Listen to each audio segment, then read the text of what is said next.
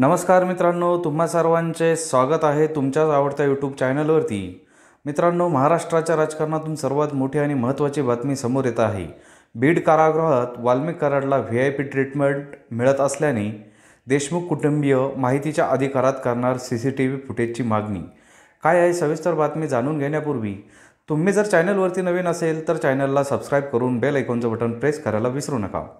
मित्रांनो, संतोष देशमुख हत्या प्रकरणातील आरोपी वाल्मिक कराडसह इतर आरोपींना बीड जिल्हा कारागृहात व्हीआयपी ट्रीटमेंट मिळत असल्याचे आरोप गत काही दिवसात केले जात आहेत। याच आरोपांबाबत देशमुख कुटुंबाकडून जेल प्रशासनाकडे तक्रार केली जाणार असून सीसीटीव्ही फुटेज मिळण्याची मागणी केली जात आहे। कारागृहातील अधिकारी बक्सार मुलानी आणि कर्मचारी ज्ञानेश्वर डोईफोडे, कृष्ण ढाकणे, सुधाकर मुंडे हे सहकार्य करत असल्याचे म्हटले आहे। या सर्व प्रकाराविषयी आता कारागृह प्रशासनाकडे माहिती अधिकारात सीसीटीव्ही फुटेज मागितले जाणार असल्याचे देशमुख कुटुंबाच्या सदस्यांनी सांगितले आहे। याची दखल न घेतल्यास मुख्यमंत्री देवेंद्र फडणवीस यांच्याकडे याची माहिती देऊन तक्रार केली जाणार आहे। मित्रांनो, संतोष देशमुख यांच्या कुटुंबियांनी घेतलेल्या या निर्णयाबद्दल आपल्याला काय वाटतंय आम्हाला कमेंट बॉक्सच्या माध्यमातून नक्कीच कळवा।